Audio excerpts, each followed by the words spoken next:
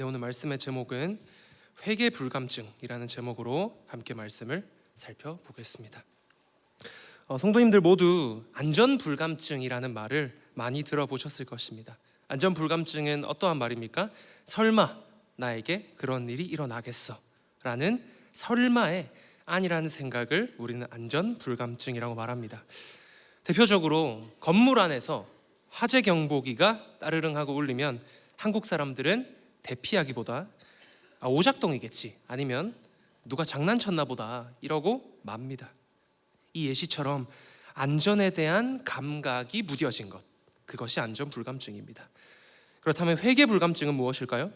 단순합니다. 불이 나도 대피하기보다는 사람들의 눈치를 살피는 안전에 대한 감각이 무뎌진 우리 한국 사람처럼 회개에 대한 감각이 무뎌져서 긴급한 회개의 때, 기도의 때 회개하지 못하고 기도하지 못하는 것이 회개 불감증입니다.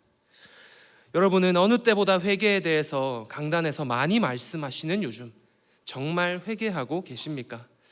혹여나 회개의 메시지를 들으시면서요, 제자비전에서 또 누가 사고 쳤나 보다, 요즘 청년들 사이에서 무슨 일이 있나 보다 라고만 생각하지는 않으십니까? 또 제자비전 친구들은요, 목사님께서 강하게 회개하라고 말씀하시는 것이 항상 징계받는 그 친구 보고 하시는 말씀인가 보다, 그렇게 반응하지는 않으시는가요? 그 반응들은 모두 오답입니다. 모두 회개 불감증의 상태인 것입니다. 회개할 대상은 누구입니까? 바로 나입니다. 죄인 중에 괴수는 누구입니까? 바로 나입니다. 오늘 말씀처럼 여호와 앞에 범죄한 사람, 여러 우상에게 머리 숙인 사람이 누구입니까? 바로 나입니다. 구약의 수많은 이야기 중에 그 어느 때보다 회개 불감증이 감기처럼 흔했던 시기가 바로 오늘 본문의 때입니다. 오늘 본문은 엘리 제사장의 시대입니다. 모두가 회개의 감각을 잃어버린 시대입니다. 당시에 이스라엘의 대제사장이 엘리였고, 엘리의 두 아들 홈니와 비느하스도 제사장으로서 성전 제사를 섬기고 있었습니다. 이들에게 있었던 회개 불감증의 증상은 무엇일까요? 이 증상들을 살펴보면서 나에게 이런 증상들은 없는가 함께 살펴보면 좋겠습니다. 먼저 첫 번째로 회개 불감증의 증상입니다. 그 중에 첫 번째, 여호와를 두려워하지 않음입니다. 우리 사무엘상 2장 17절 말씀 함께 보도록 하겠습니다. 이 소년들의 죄가 여호와 앞에 심히 금은 그들이 여호와의 제사를 멸시함이었더라. 이 말씀의 이 소년은 홈니와 비느하스를 말합니다. 성전에서 나고 자란 2세대 소년들이 여호와를 두려워하지 않으므로 무려 예배를 멸시했습니다. 이들의 잘못을 크게 세 가지로 나누어 볼 수 있는데요, 그 중에 첫 번째로 고기를 임의로 취함입니다. 그들은 고기를 임의로 취합니다. 당시 제사장의 몫은 분명히 정해져 있었습니다. 그들이 취해야 할 고기는 제물의 가슴과 오른쪽 넓적 다리입니다. 정확히 정해져 있었습니다. 그런데 두 아들은요, 고기가 담겨있는 솥에 새 갈고리를 내려서 무엇이든 잡히는 대로 가져갔습니다. 하나님이 정해주신 분량이 아니라 임의로 원하는 것을 취했습니다. 하나님의 사람들은 하나님이 허락하시는 것을 하나님이 허락하시는 방법대로 받아야 합니다. 그런데 하나님을 두려워하지 않는 홈니와 비느하스의 눈에는 하나님이 먼저 보인 것이 아니라 눈앞에 고기가 먼저 보였습니다. 우리에게는 이런 증상이 없는가요? 하나님이 허락하시는 것을 하나님이 원하시는 방법대로 취하고 계십니까?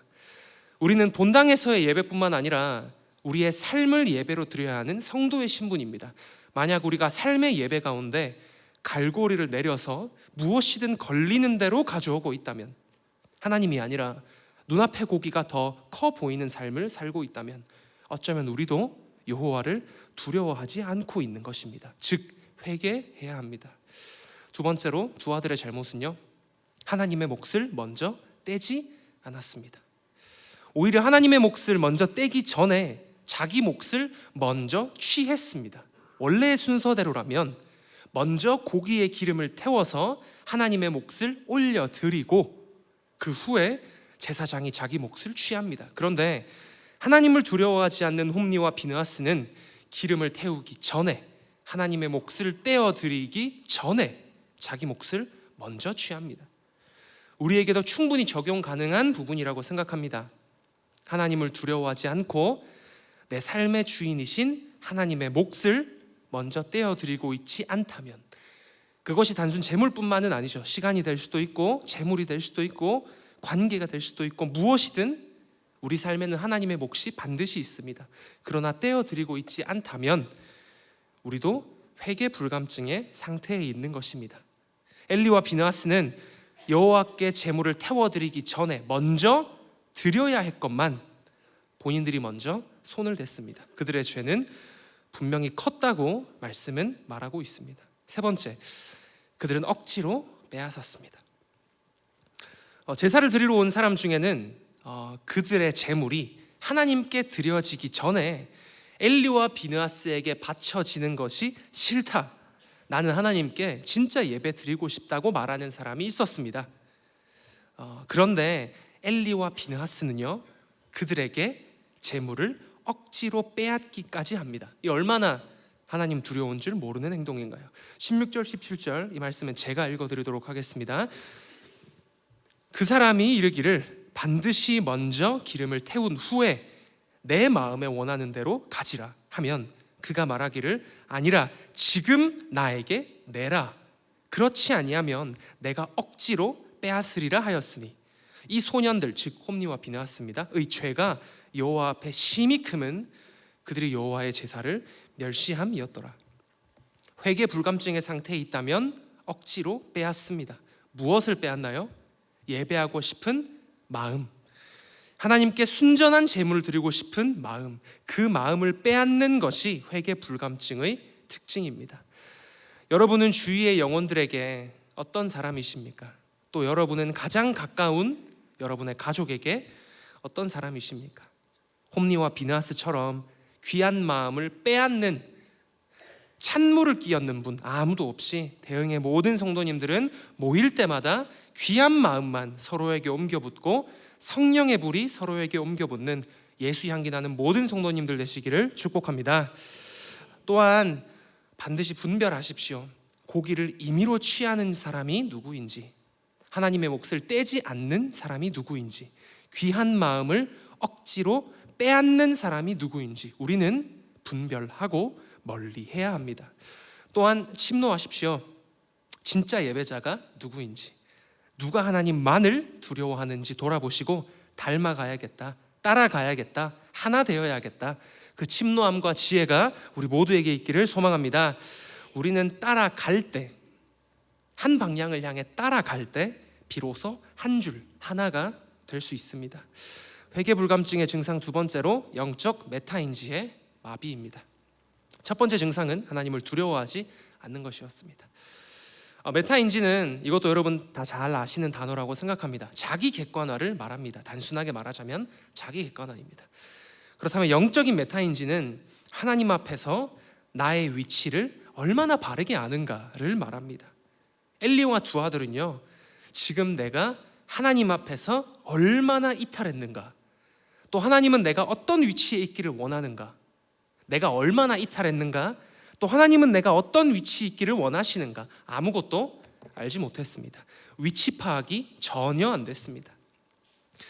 그들의 영적 메타인지가 완전히 마비되었다는 것은 블레셋이 쳐들어왔을 때 이스라엘에게 블레셋이 쳐들어오게 되는데요, 그들이 내놓은 해결책을 보면 알 수 있습니다. 두 번의 전투가 성경에서 묘사됩니다. 우선 먼저 벌어진 전투에서도 이스라엘은 패배합니다. 그리고 4,000명의 군사가 죽임을 당하는데요, 우리 말씀을 통해서 함께 보도록 하겠습니다. 4장 2절 말씀입니다. 시작. 블레셋 사람들이 이스라엘에 대하여 전열을 벌이니라. 그 둘이 싸우다가 이스라엘이 블레셋 사람들 앞에서 패하여 그들에게 전쟁에서 죽임을 당한 군사가 4,000명 가량이라. 아멘. 전쟁이 일어났고 패했고 사람 4,000이 죽었습니다. 그렇다면 이 위기 앞에서 하나님이 원하시는 것은 무엇이었을까요? 바로 회개였습니다. 왜냐하면 그 근거는 방금 읽은 말씀은 4장이고요, 하나님이 원하시는 것이 회개였다는 근거는 7장에 등장합니다. 7장부터는 이스라엘의 리더십이 엘리에서 사무엘에게로 넘어갑니다. 근데 그 이야기의, 사무엘의 이야기의 시작이 무엇인지 아십니까? 바로 미스바에서의 회개 운동입니다. 그리고 그것이 비로소 하나님의 마음을 시원케 했고 비로소 이스라엘에 평화가 찾아옵니다. 즉 하나님은 이스라엘에게 회개를 원하셨습니다. 그런데 엘리와 두 아들은 그것을 전혀 알아차리지 못했습니다. 사무엘은 알아차렸지만 엘리와 두 아들은 전혀 알아차리지 못했습니다. 그래서 그들은 블레셋의 침략 속에 엄청난 악수를 둡니다. 그 악수는 여호와의 언약궤를 전쟁터로 가져와 버린 것입니다. 이것이 왜 문제가 되는 일이냐 하면 하나님이 이스라엘 백성의 종인가요? 오라고 하면 오고 해결하라고 하면 다 해결해야 하는 만능 열쇠인가요? 물론 하나님은 능력의 하나님이 맞습니다. 그러나 지금 이스라엘과 하나님 사이에는 주인과 종의 관계가 완전히 뒤바뀌었습니다. 회개 불감증에 빠져버린 내가 무엇을 회개해야 하는가, 내 위치는 어디인가, 하나님이 나에게 무엇을 원하시는가에 대한 파악이 전혀 안 되던 마비 상태의 이스라엘은 마치 종 부리듯이 부적 붙이듯이 언약궤를 옮겨옵니다. 그들은 전능하신 하나님을 섬긴 것이 아니라 언약궤를 부려먹은 것입니다. 하나님은 당연히 이스라엘의 마음을 꿰뚫어 보십니다. 당시 이스라엘의 상태를 나타내는 말씀인데요, 사무엘상 4장 3절 이 말씀도 함께 보도록 하겠습니다. 시작. 백성이 진영으로 돌아오매 이스라엘 장로들이 이르되 여호와께서 어찌하여 우리에게 오늘 블레셋 사람들 앞에 패하게 하셨는고 여호와의 언약궤를 실로에서 우리에게로 가져다가 우리 중에 있게 하여 그것으로 우리를 우리 원수들의 손에서 구원하게 하자 하니. 아멘. 여호와의 언약궤를 실로에서 우리에게로 가져다가 우리 중에 있게 하여 그것으로 우리를 우리의 원수들의 손에서 구원하게 하자. 회개하지 않고 이스라엘은 악수를 두게 된 것입니다. 그렇다면 지금 이 말씀을 받는 저와 대형의 성도님들이 있어야 할 자리는 어디인가요? 나의 영적인 위치 파악, 즉 우리의 삶에서 하나님이 원하시는 것은 무엇이고 나는 어떠한 위치에 있는가의 메타인지가 우리는 잘 되고 있는가요? 혹시나 우리는 최선의 수라고 하면서 악수를 두고 있지는 않습니까? 하나님은 우리를 매사에 잘되게 하는 요술램프 지니가 아닙니다. 우리가 그분의 종이고 그분의 아들이며 그분의 친구입니다. 그리고 그 모든 관계는 하나님이 먼저 시작하신 관계입니다. 그리고 그분이 지금 저와 여러분을 회개의 자리로 부르고 있는 것입니다. 믿으시기 바랍니다. 옆 사람이 아니라요, 대흥교회에 어떤 문제가 있는 친구가 아니라요, 바로 저를, 여러분을 하나님은 오늘도 회개의 자리로 부르고 계신다는 사실입니다. 진정으로 회개한다면, 다시 기도의 뜨거움을 회복한다면, 그 사력을 다한 우리의 몸부림침 가운데 하나님이 우리 각자의 삶에 신의 한 수를 허락하실 줄 믿습니다. 두 번째는 처방입니다. 쏟아부으며 회개하라. 여기서는 쏟아부으며의 강조점이 있습니다. 당시 이스라엘의 영적인 상황은 정말 어두웠습니다. 앞서 살펴보셨겠지만 그들은 여호와를 두려워하지 않으므로 무려 예배를 멸시하고 있었고 여호와 하나님과 더불어 여러 신을 함께 섬기고 있었습니다. 이에 새로운 이스라엘의 리더십인 사무엘이 이스라엘 온 족속에게 이렇게 말합니다. 우리 7장 3절 말씀도 같이 보겠습니다.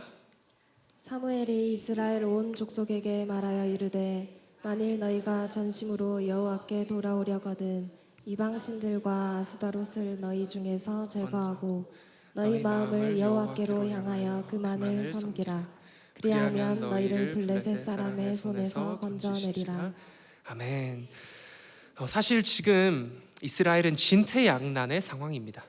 하나님께서 회개의 자리로 몰아넣으신 상황이었습니다. 왜냐하면 회개하지 않았던 엘리와 두 아들은 모두 비참한 죽음을 맞이했습니다.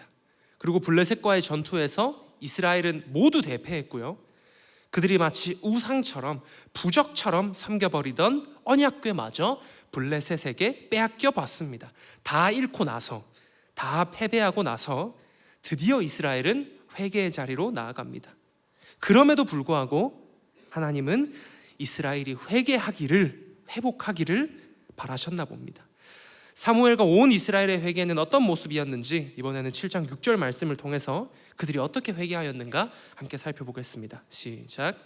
그들이 미스바에 모여 물을 길어 여호와 앞에 붓고 그날 종일 금식하고 거기에서 이르되 우리가 우리가 여호와께 여호와께 범죄하였나이다 범죄하였나이다 하니라. 하니라. 사무엘이 사무엘이 미스바에서 미스바에서 이스라엘 자손을 다스리니라. 다스리니라. 아멘. 그들은 물을 길어 여호와 앞에 쏟아붓고 금식하며 우리가 여호와께 범죄하였나이다 부르짖었습니다. 여기서 물을 쏟아붓는 이유가 있습니다.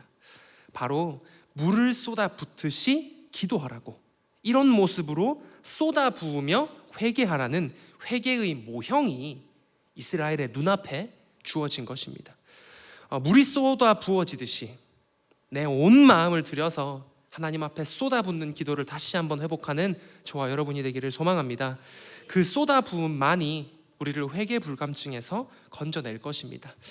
이때의 쏟아부음이라는 단어가 사용된 또 다른 곳이 있는데요, 바로 사무엘의 어머니인 한나의 기도에서 똑같은 단어 쏟아부음이라는 단어를 확인할 수 있습니다.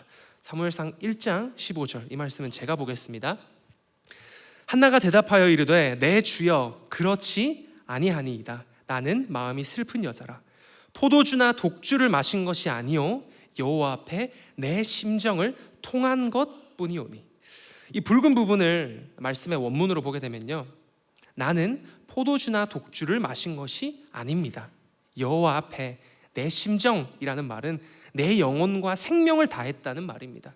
여호와 앞에 나는 내 영혼과 생명을 통한 것뿐이오니 라는 말은 쏟아 부었다는 것입니다. 다시 한번 말하면 한나의 기도는 여호와 앞에 내 영혼과 생명을 술에 취한 것처럼 보일 만큼 쏟아 부은 기도가 한나의 기도였습니다. 이때의 쏟아 부었다라는 단어가 이스라엘의 회개에서도 동일하게 사용되는 것이죠. 우리가 지금 있어야 할 자리가 회개의 자리라면 우리는 어떻게 기도해야 합니까? 아무리 기도해도 내 회개가 뜨뜻미지근한 것 같다면 우리는 어떻게 기도해야 합니까? 여호와 앞에 내 영혼과 생명을 쏟아부으며 기도해야 되는 줄로 믿습니다. 하나님 앞에서 모든 것을 쏟아내며 하는 그 기도를 회복하시기 바랍니다. 그렇게 하면 하나님이 우리 가운데 이스라엘에게 허락하셨던 깊은 회개를, 옆 사람이 아니라 그 친구가 아니라 우리 한 사람 한 사람의 심령 가운데 그 깊은 회개를 허락하실 줄 믿습니다. 그런데 그것 아십니까? 쏟아붓는 기도 뒤에 하나님은 언제나 신실하게 응답하셨습니다. 한나의 경우는요, 쏟아붓는 기도 뒤에 결국 사무엘이라는 귀한 아들을 주셨습니다. 이스라엘의 쏟아붓는 기도, 그 회개 뒤에는요, 전쟁의 주인이신 하나님께서 마침내 이스라엘에게 승리를 허락하셨습니다. 세 번째 쏟아부음의 결과 에베네셀, 하나님의 도우심입니다. 이스라엘이 전쟁 중에 저질렀던 가장 큰 실수가 무엇입니까?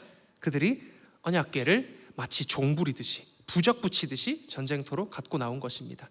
전쟁의 주인이 이스라엘 자신이었습니다. 즉 하나님을 두려워하는 마음은 쏙 빠지고 하나님의 마음은 전혀 모른 채 내 방식으로 승리해보려 했습니다. 그리고 그들은 패배했습니다.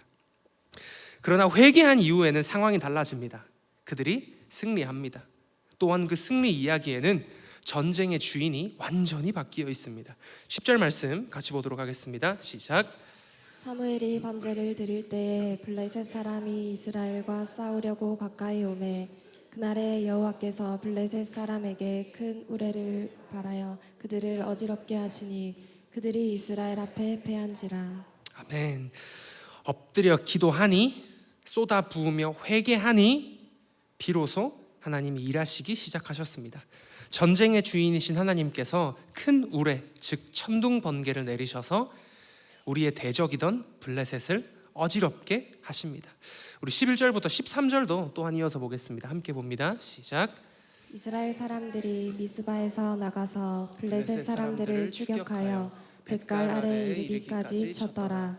사무엘이 돌을 취하여 미스바와 센 사이에 세워 이르되 여호와께서 여기까지 우리를 도우셨다 하고 그 이름을 에베네셀이라 하니라. 이에 블레셋 사람들이 굴복하여 다시는 이스라엘 지역 안에 들어오지 못하였으며 여호와의 손이 사무엘이 사는 날 동안에 블레셋 사람을 막으시네. 아멘. 드디어 이스라엘 땅에 회개의 결과로 평화가 주어집니다. 그리고 13절 하반절에는 평화의 주관자가, 응답의 주관자가 누구인지 명확하게 적혀 있었습니다. 바로 여호와의 손이 이스라엘을 보호합니다. 그리고 바로 그 도우심의 장소가 에벤에셀이 됩니다. 에벤에셀의 의미는 무엇입니까? 도우심의 돌, 하나님의 도우심을 말합니다. 말씀을 정리하겠습니다. 성도님들 가운데 하나님의 도우심이 필요한 분 없으십니까? 나를 지키시는 여호와의 손이 필요한 분 없으십니까? 그렇다면 바로 지금이 회개의 때인 것입니다. 믿으시기 바랍니다. 다른 사람을 쳐다보지 마십시오. 한국 사람들 불이 나면 화재 경보기가 아무리 울려대도 주위 눈치만 살펴보고 사람들이 움직이는지 안 움직이는지 살펴보는 게 한국 사람들입니다. 그런데 불이 났는데 주위 눈치만 살피고 있으면 안 되지 않겠습니까? 그러나 하나님께로 달려가면, 회개하면, 주의 품으로, 주의 손으로 대피하면 우리는 살 수 있게 될 것입니다. 기도할 때 대응교회는 하나가 될 수 있을 것입니다. 믿으십니까? 함께 기도하도록 하겠습니다.